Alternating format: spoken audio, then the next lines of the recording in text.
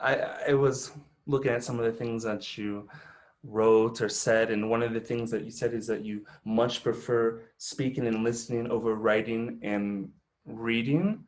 Mm, Is it still like this to this day, or if so, how long did that period last? right. That's actually interesting that you brought that up because I think it has changed a little bit, and I think it's changed to a large extent because only recently, because I bought a series of graded readers, Chime Exactly. graded readers, Mm-hmm. which are just here. So I've read all of these in my holidays. Uh, Wow. yeah, I've read all of them plus a couple more. Oh my. Um, yeah, so I've been doing a lot of reading. Like when we went camping for a week, and I just like bought a couple of books and went through a couple of those. They're not big, and they're quite they're quite simple and easy to read. But I've really enjoyed reading them, and it gave me a newfound enjoyment for reading in a foreign language because it's made me realize that maybe to an extent one of the reasons I didn't enjoy reading as much is because I was having to do something which approximated intensive reading all the time because I was always reading content which was difficult for me. Mm-hmm. And so it wasn't relaxing or enjoyable because it was actually hard to read. But I'm when I'm reading a graded reader in Chinese, which is right at my level where I'm able to just read the thing, Wow. then I'm having fun because I'm having this crazy experience of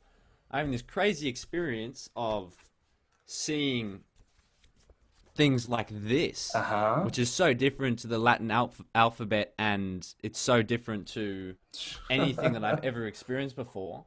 And somehow, from these weird squiggly lines on the page, I'm extracting meaning, and in my mind's eye, I'm in a different environment. Yeah. I'm imagining it all, and I'm involved in a story, and all that I'm looking at is Chinese characters. That blows my mind. Yeah.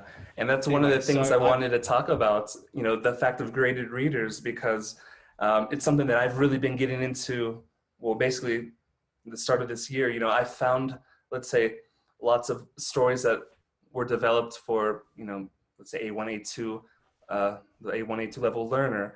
And there's been a boom in this kind of like storytelling, I guess, in terms of products, in terms of business.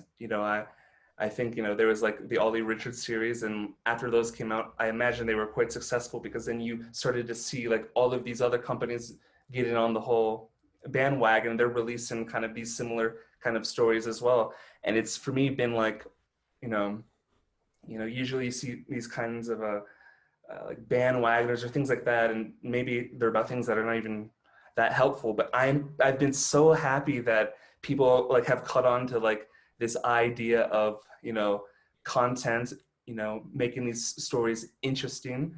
And I was doing a lot of that in the previous year, but I've actually been getting more into graded readers.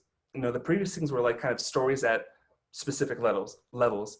Now I'm really into kind of graded readers of famous pieces of literature, but just for my level. mm, And I'm really finding the joy in that, like you were talking about. And I haven't this come is across. a Charles Dickens adaptation. Oh shoot, Just thought, nice. yeah, just yeah, Yeah, and I just haven't thought come I'd throw that across in so there. many people that are talking about graded readers. So that's actually, I was excited to talk to you about that because, you know, uh, the first one I did this year was Tom Sawyer. And that was kind of interesting because I read that book when I was like 10, and here I am reading in Russian. Sure, I have to look some words up Yeah, sometimes, but it's like, oh wow, I remember this. This is fun. Oh, this is cool. And right now, like probably today, I can finish the last chapter of 2000 Leagues Under the Sea. Then, you know, I've got a whole bunch of other ones I could read, and it's incited like kind of a new, kind of like a new excitement, and I feel very grateful for it. So that's that's really cool that you've kind of found that at least have an increase in your joy of reading through these kinds of things as well. yeah. There's probably a lot of things we could say about graded readers, but for now, I'll stick to one because this is something which came to mind as you were speaking. Even if you don't necessarily believe in the efficacy of Is that a word? Um, Anyway, the effectiveness. If even if you don't believe in the effectiveness of graded readers, if you look at reading graded readers from the perspective of building an interest, habit, and positive experience of reading in your target language, then that alone, I think, that alone is enough to make the activity of reading graded readers a really useful and positive one. of course. Because maybe by reading a graded reader, you're not you're not spending all this time doing active study or getting the most bang for your buck in that specific period of time where you're reading or something. Hmm. But what you're doing at least is just setting this foundational habit where you're getting used to reading in your target language. So in the future, and you might then want to go and read some more complicated text or complete books, you're it's not a daunting task because you've built up to it gradually. So you're used to reading in your target language and reading longer and longer and longer text in your target language. You're and you look forward to the activity because you've had positive experiences reading in your target language. I Right. think that's something which is worth mentioning with regards to graded readers because um, a lot of the time I think we look at the short term benefit of activities that we do or things which we do. And sometimes you might not realize that the biggest value to be found in the activity which you're doing is not even maybe the direct benefit of the activity, but kind of the run-on effects of that activity.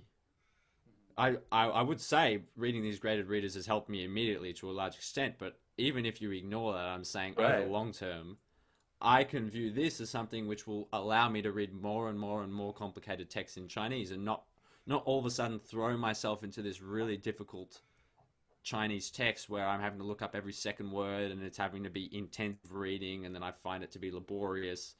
And then all of a sudden I have a bad experience reading in Chinese and all of a sudden I don't have this positive kind of emotional landscape around that activity of reading in the same way that you might want to build up an interest in reading with a kid, right?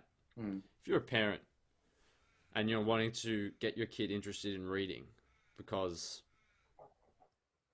that's something which is important to you, and I think that is something which I think that's probably a great gift you can give a kid, give them an interest in reading.